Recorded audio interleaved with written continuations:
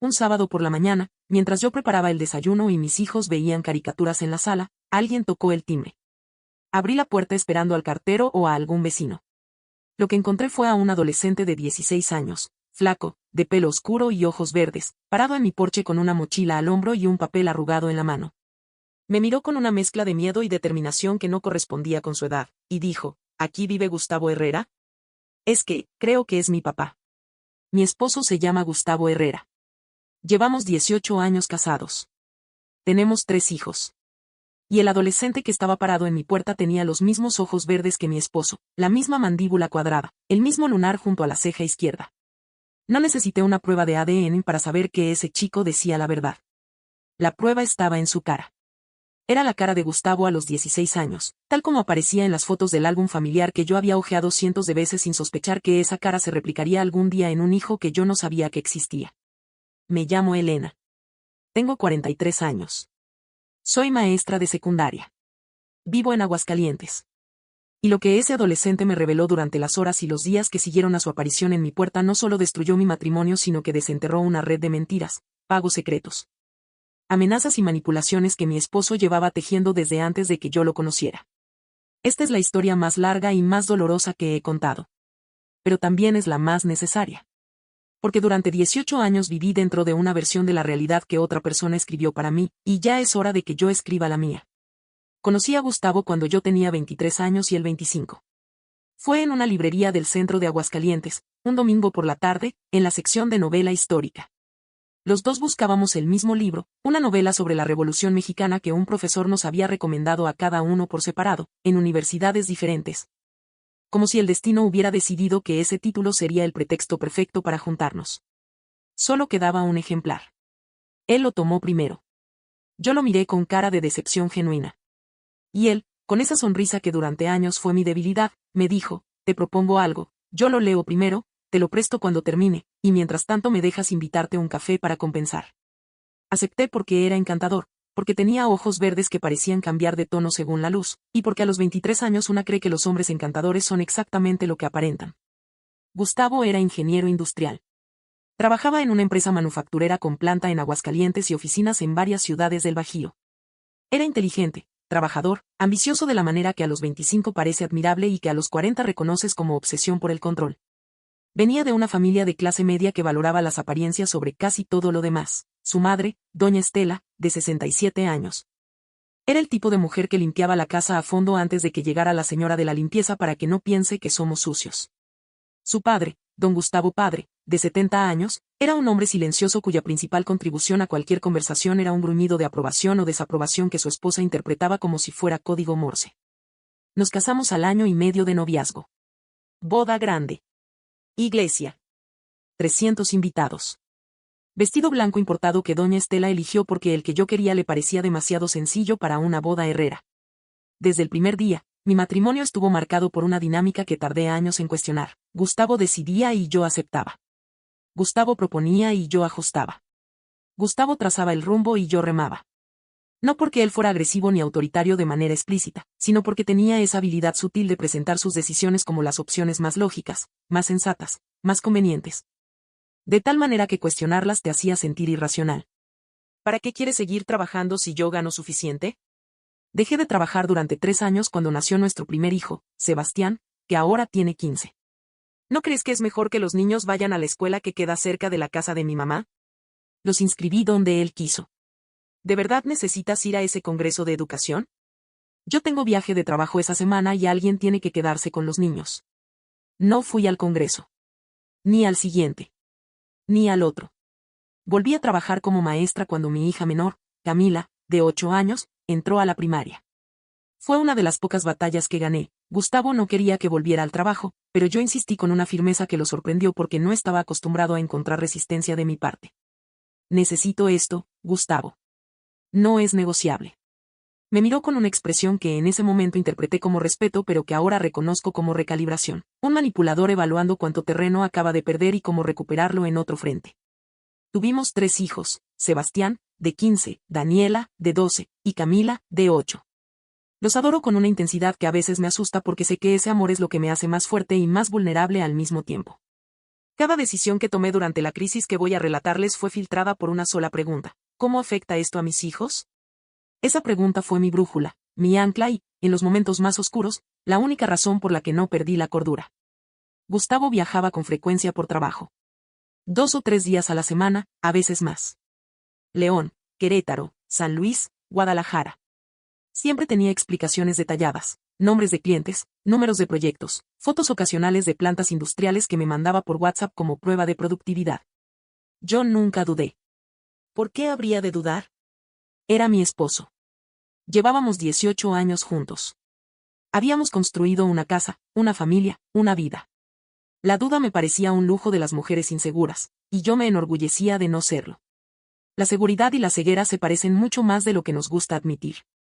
El adolescente se llamaba Mateo. Tenía 16 años. Vivía en León, Guanajuato, con su madre, una mujer llamada Sandra, de 41 años, que trabajaba como estilista en un salón de belleza.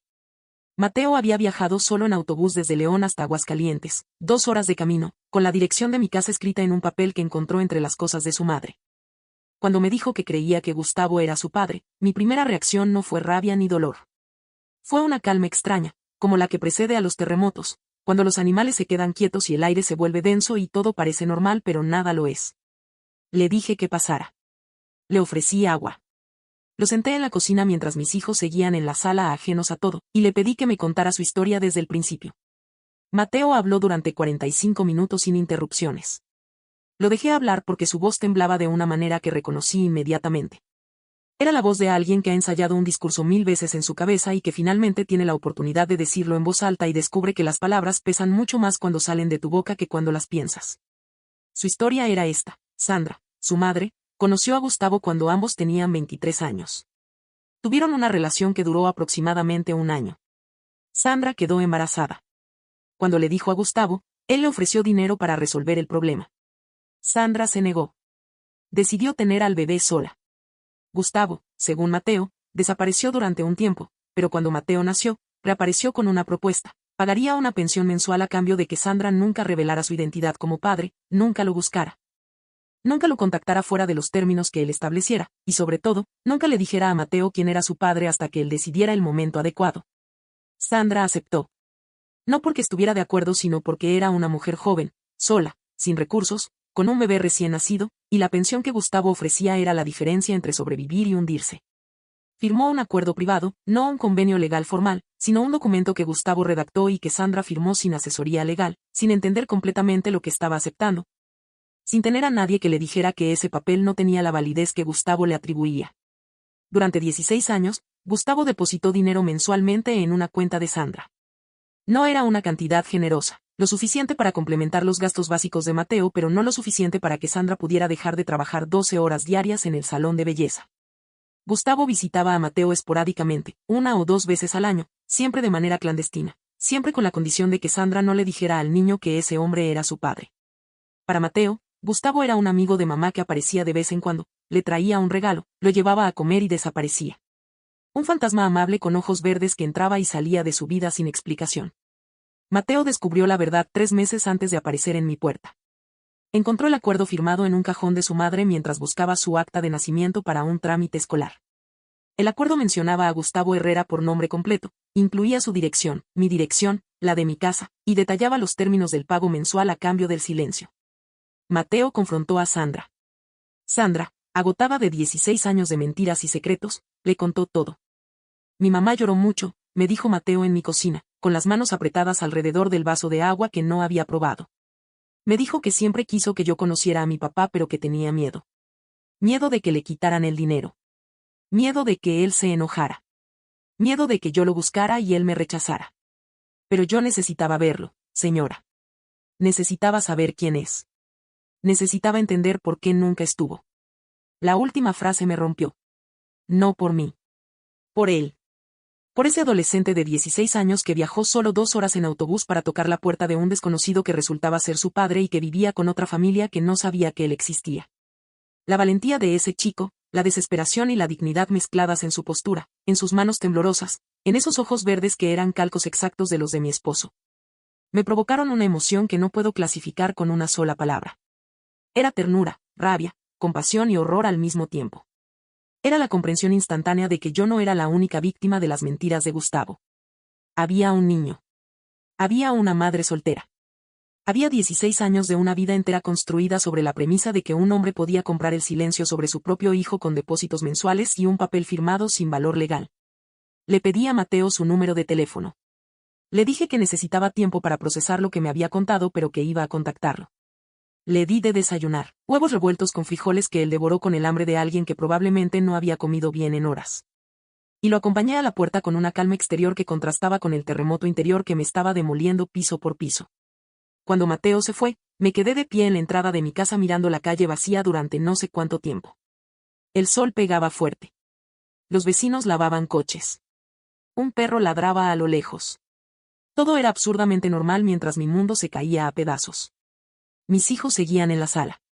Sebastián, mi mayor, de 15 años, casi la misma edad que Mateo, un detalle que me retorció el estómago, me preguntó quién había venido. Un chico que se equivocó de dirección, mentí con una facilidad que me espantó. Estaba aprendiendo a mentir como Gustavo. La ironía era tan amarga que casi me arranca una risa histérica. Gustavo estaba de viaje ese fin de semana. En León, supuestamente. En León. Donde vivía Sandra. Donde vivía Mateo. ¿Cuántos de sus viajes a León fueron realmente por trabajo? ¿Cuántos fueron para depositar dinero en una cuenta, para visitar brevemente a un hijo secreto, para supervisar el silencio de una mujer a la que mantenía callada con migajas económicas? Cada viaje que recordaba se recontextualizaba en mi mente como una escena de una película que yo creía de un género pero que resultó ser de otro completamente diferente. No lo llamé. No le escribí.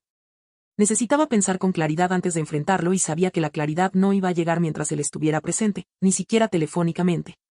Porque Gustavo tenía esa capacidad de reinterpretar cualquier situación a su favor con una agilidad verbal que me dejaba confundida, dudando de mi propia percepción. Preguntándome si realmente había visto lo que vi o si estaba exagerando. Esa noche, cuando los niños se durmieron, me encerré en el baño y lloré. No fue un llanto dramático ni liberador. Fue un llanto técnico, funcional, como una válvula de presión que se abre para evitar que la caldera explote. Lloré exactamente lo necesario para poder seguir funcionando. Después me lavé la cara, me miré al espejo y le dije a la mujer del reflejo, mañana empieza el trabajo. Esta noche descansa. No descansé. Pero al día siguiente, empecé. Lo primero que hice fue contactar a Sandra. Le llamé desde un teléfono que no era el mío, compré un chip prepagado porque no quería que Gustavo pudiera rastrear la llamada si revisaba mi registro, y me identifiqué como la esposa de Gustavo. El silencio que siguió a esa presentación fue largo, cargado, lleno de una tensión que vibraba a través de la línea como una cuerda de guitarra estirada al límite. Sandra lloró. Lloró con la desesperación de una mujer que llevaba 16 años esperando y temiendo ese momento al mismo tiempo. Entre sollozos, me pidió perdón. Yo no sabía que estaba casado cuando lo conocí, me dijo. Me enteré después, cuando ya estaba embarazada. Él me dijo que se iba a divorciar. Después me dijo que no podía. Después me ofreció el dinero. Y yo tenía 23 años, estaba sola, mi familia estaba lejos, y él era el único que me ofrecía algo. No era suficiente, pero era algo. ¿Usted entiende? ¿Puede entender lo que es ser madre sola sin nada y que alguien te ofrezca algo a cambio de tu silencio? Entendí. No justifiqué. Pero entendí. Porque la historia de Sandra no era la de una amante desvergonzada que disfrutaba destruyendo un matrimonio. Era la historia de una mujer joven engañada por un hombre que le prometió cosas que nunca iba a cumplir y que después la compró con la moneda más eficaz que existe, la supervivencia de su hijo.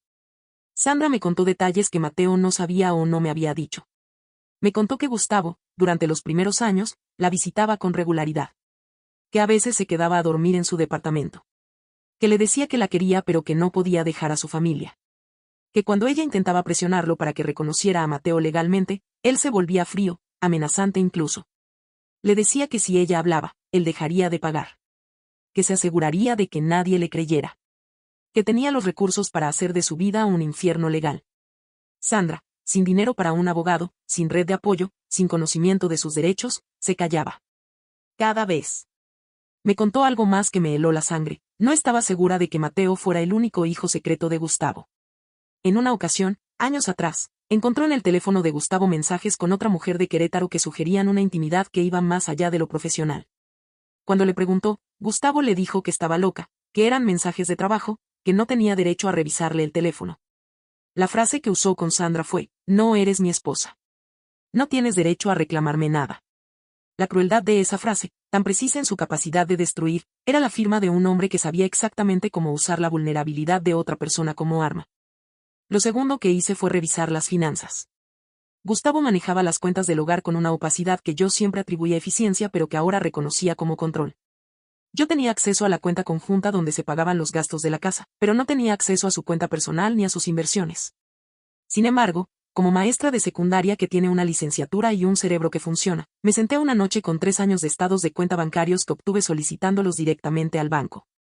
Como cotitular de la cuenta conjunta tenía derecho a esa información, y empecé a rastrear los movimientos. Lo que encontré fue un patrón meticuloso de transferencias mensuales a una cuenta que no reconocí. Misma cantidad. Mismo día del mes. Durante más de 10 años de registros disponibles. Además, había retiros en efectivo frecuentes en León que no correspondían con gastos de trabajo legítimos: supermercados, farmacias, tiendas de ropa infantil y juvenil, una zapatería, una librería. Gustavo compraba cosas para Mateo. Compraba ropa, zapatos, útiles escolares. No solo depositaba dinero, iba de compras para su hijo secreto como si fuera un padre más, como si su otra vida fuera tan real y tan cotidiana como la nuestra. Y después encontré algo que no esperaba: un segundo patrón de transferencias. A otra cuenta diferente. Cantidades menores pero consistentes. Sin nombre asociado que yo pudiera identificar. Durante al menos 5 años. Sandra tenía razón. Había otra mujer. Probablemente otro hijo. La posibilidad me golpeó con la fuerza de un camión porque significaba que la doble vida de Gustavo no era doble. Era triple. O quién sabe cuántas capas tenía esa cebolla de mentiras que yo apenas estaba empezando a pelar. Lo tercero fue buscar asesoría legal. Mi hermana Lucía, de 39 años, que vive en la Ciudad de México y trabaja en un editorial, me recomendó a una abogada llamada Verónica Lara, de 52 años. Especialista en derecho familiar con fama de ser tenaz y estratégica. La contacté, le expliqué la situación, y su primera reacción fue un silencio profesional seguido de: Elena, su caso no es el primero de este tipo que veo, pero la magnitud del engaño es considerable. Necesitamos documentar todo antes de confrontar. Cada dato que usted reúna ahora es una herramienta que la protege después. No se apresure. La prisa beneficia al mentiroso, no a la víctima. Me dio un plan claro: reunir evidencia financiera, obtener los datos de las cuentas receptoras de las transferencias, documentar las ausencias de Gustavo y sus supuestos destinos de trabajo, y preparar una demanda de divorcio que incluyera la ocultación de patrimonio como agravante. Todo antes de decir una sola palabra. La segunda mujer se llamaba Karina. Tenía 35 años. Vivía en Querétaro. Y tenía una hija de 5 años llamada Valentina. La encontré a través de un investigador privado que Verónica Lara me recomendó. Un hombre discreto, de unos 40 y tantos años, que trabajaba con la eficiencia silenciosa de alguien acostumbrado a desentrañar las vidas que otros esconden. En 2 semanas me entregó un informe que leí sentada en mi coche estacionado frente a la escuela de mis hijos porque no quería leerlo en mi casa, no quería que esas palabras contaminaran las paredes donde mis hijos dormían. Karina era arquitecta. Conoció a Gustavo en un contexto laboral, él supervisaba un proyecto donde ella trabajaba. La relación empezó como una aventura pero se consolidó cuando Karina quedó embarazada. El patrón se repetía con una precisión que daba náuseas. Gustavo le prometió que iba a dejar a su esposa, después le dijo que no podía, después le ofreció dinero a cambio de silencio. Karina, a diferencia de Sandra, tenía mejor posición económica y no dependía completamente de los depósitos de Gustavo. Pero aceptó el acuerdo porque él la amenazó con negar la paternidad y hacerle la vida imposible legalmente si ella intentaba reclamarlo públicamente. 3 familias. 3 mujeres. 4 hijos que yo no sabía que existían: Mateo, Valentina, y mis 3 hijos que no sabían que tenían medio hermanos. Un hombre que manejaba 3 vidas simultáneas con la logística de un director de operaciones y la frialdad emocional de alguien que había convertido la mentira en su lengua materna. Los viajes de trabajo tenían sentido ahora. Cada ciudad era un hogar. Cada ausencia era una presencia en otro lugar. Lunes y martes en Aguascalientes conmigo. Miércoles y jueves en León con Sandra y Mateo. Viernes en Querétaro con Karina y Valentina. Los fines de semana rotaban según la necesidad, a veces conmigo, a veces en León, a veces en Querétaro. Siempre con una excusa laboral que yo aceptaba sin parpadear porque ¿quién desconfía del padre de tus hijos cuando te dice que tiene que trabajar? Contacté a Karina. Fue la conversación más surreal de las 3 que tuve con las mujeres de Gustavo. Karina no lloró. No se disculpó. No mostró la vulnerabilidad herida de Sandra ni la devastación de una esposa traicionada. Karina escuchó mi relato con un silencio tenso y después dijo, con una voz que cortaba como vidrio, ¿sabes qué es lo peor? Que ni siquiera estoy sorprendida. Siempre supe que había alguien más. Lo sentía. Pero me convencí de que era paranoia porque él me juraba que yo era la única. La única además de su esposa, claro, porque a su esposa nunca la escondió. A la que escondía era a mí. Y ahora resulta que también escondía a otra. Somos una colección, ¿no? El álbum de mujeres de Gustavo Herrera. La amargura de su voz me dolió porque debajo de esa amargura había el mismo dolor que yo sentía, que Sandra sentía, que todas sentíamos. El dolor de haber sido reducidas a variables en la ecuación de vida de un hombre que nos manejaba como proyectos simultáneos, asignándonos recursos, tiempo y atención según su conveniencia. Sin que ninguna de las tres tuviera el panorama completo. Gustavo volvió a casa un jueves por la noche. Yo llevaba 3 semanas reuniendo evidencia, consultando con mi abogada, hablando con Sandra y Karina, construyendo un caso legal y emocional que no dejara espacio para maniobras. Mis hijos estaban en casa de mi madre. Le dije a Gustavo que los había mandado para que tuviéramos una noche tranquila de pareja. Él sonrió. Se sirvió un whisky. Se sentó en el sillón con la comodidad de un hombre que cree que su mundo está exactamente donde lo dejó. Me senté frente a él. Puse sobre la mesa de centro 3 carpetas. Cada una tenía un nombre escrito en la portada. Sandra. Karina. Elena. 3 carpetas para 3 vidas que él mantenía separadas con la meticulosidad de un archivista y que yo acababa de fusionar en un solo expediente. Elige por cuál quieres empezar, le dije. Gustavo miró las carpetas. Su mano derecha, la que sostenía el vaso de whisky, tembló lo suficiente para que el hielo tintineara contra el vidrio. Levantó la vista hacia mí y en sus ojos vi algo que nunca le había visto en 18 años de matrimonio, miedo. No el miedo de alguien que teme por su seguridad física, sino el miedo existencial de quien sabe que todas las paredes que construyó para separar sus mundos acaban de derrumbarse al mismo tiempo. Elena, puedo explicar. No puedes, lo corté. Pero vas a intentarlo de todas formas, así que te voy a ahorrar el esfuerzo. Sé lo de Mateo. Conozco a Sandra. Hablé con ella. Sé lo de Valentina. Conozco a Karina. Hablé con ella también. Sé lo de los depósitos mensuales durante 16 años. Sé lo de las transferencias a Querétaro durante 5 años. Sé que tienes un hijo de 16 años en León y una hija de 5 en Querétaro. Sé que les prometiste a ambas que ibas a dejar a tu esposa y que a ambas les mentiste. Sé que las amenazaste para que se callaran. Sé que firmaste acuerdos ilegales para comprar su silencio. Y sé que cada vez que me decías, te amo, y salías por esa puerta con tu maletín de trabajo, ibas a vivir otra vida en la que yo no existía. ¿Me falta algo? El vaso de whisky terminó en la mesa. Gustavo se cubrió la cara con ambas manos y empezó a respirar de manera errática, como alguien al borde de un ataque de pánico. Cuando descubrió la cara, tenía los ojos rojos y la expresión descompuesta de un hombre que ve cómo su castillo de naipes colapsa en tiempo real. Lo que siguió fue un monólogo de 2 horas en el que Gustavo intentó explicar lo inexplicable. Me dijo que amaba a Sandra cuando la conoció, pero que cuando me conoció a mí supo que yo era la indicada y no pudo dejar a Sandra por la culpa del embarazo. Me dijo que lo de Karina fue un error que se complicó y que nunca planeó tener una hija con ella. Me dijo que vivía atormentado por las mentiras, que quería confesar pero que nunca encontraba el momento adecuado, que tenía miedo de perderme, de perder a nuestros hijos. De perder la imagen que tanto le había costado construir. La imagen. Ahí estaba. La herencia de doña Estela y don Gustavo padre. La familia que limpiaba la casa antes de que llegara la señora de la limpieza.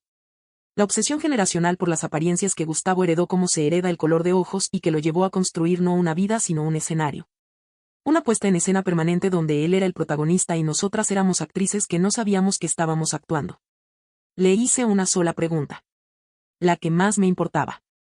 La que me había quitado el sueño durante 3 semanas. ¿Alguna vez pensaste en tus hijos?